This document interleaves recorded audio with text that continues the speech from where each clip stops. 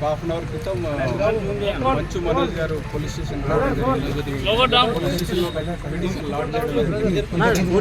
దాంట్లో ఏంటంటే నిన్న అతను ఇంట్లో ఉండగా అతను వాళ్ళ 10 మంది అన్నోన్ పర్సన్స్ ఇంటికి వచ్చినారు. ఇంటికి వచ్చి అరుస్తూ ఉన్నారు. నేను ఏంటని చెప్పేసి వాళ్ళ దగ్గరికి వెళ్తే అటాక్ చేసే ప్రయత్నం చేశారు. తర్వాత నేను కూడా వాళ్ళని పట్టుకునే ప్రయత్నం చేశాను. వాళ్ళు పారిపోయారు. దాంట్లో భాగంగా నాకు కూడా దెబ్బలు తగిలినాయి. దాని తర్వాత నేను హాస్పిటల్కి వెళ్ళాను. తర్వాత సీసీటీవీ ఫుటేజ్ కూడా అంతా లేకుండా చేశారని చెప్పేసి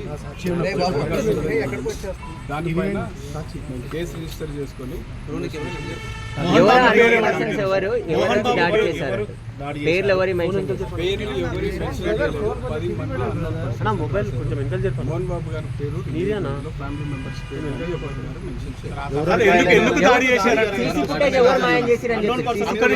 అది ఎందుకు అనేది ఎందుకు దాడి చేశారనేది నాకు తెలియదు. పిల్లలకు నా భార్యకు చెప్పారు. అది ఎందుకనేది తెలియదు. ఇంట్లోకి వచ్చి దాడి చేశారా? ఇతను వెళ్తుండగా వాళ్ళు అటాక్ చేశారు. ఇంటి లోపలికి వచ్చారు. ఆ సమయంలో ఇంట్లో ఎవరెవరు ఉన్నారు?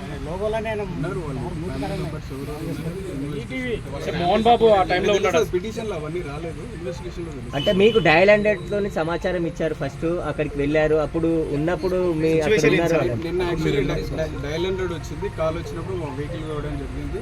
పోయినప్పుడు అక్కడ ఇష్యూ కూడా ఏం లేదు, ఎవరేం లేదు. దాని తర్వాత ఇదంతా జరిగింది.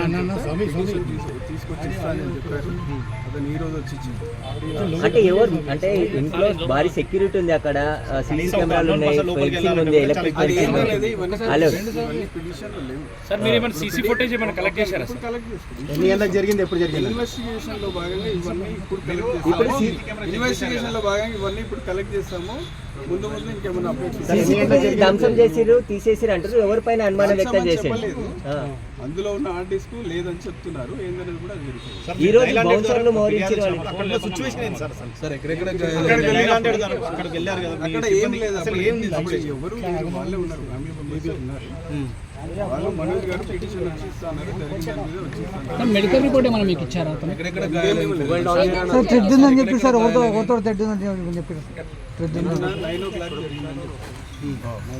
ఉదయం సార్ ఆయనకి ఆయన కుటుంబానికి పెట్టుంది అంటారు కదా, ఎవరితో స్పెసిఫిక్ మెన్షన్ చేయలేదు. ఇన్వెస్టిగేషన్ ఎవరెవరు గాయాలైనా సార్?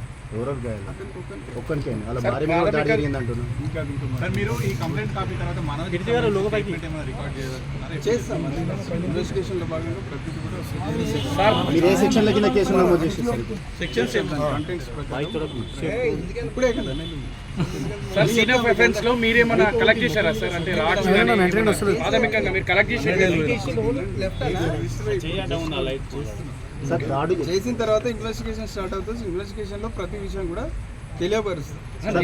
దాడి జరిగిన తర్వాత మీరు అక్కడ ప్రాథమికంగా వెళ్ళినప్పుడు ఏమైనా కలెక్ట్ చేశారా సార్? నిన్న ఏం లేదండి. ఫోన్ చేసినా కూడా పోలీసులు రెస్పాండ్ కాలేదని లేదు. మా వెహికల్ పొద్దున మాట్లాడిండు రెస్పాండ్ కాలేదు. వెహికల్ పోయింది అందుకు.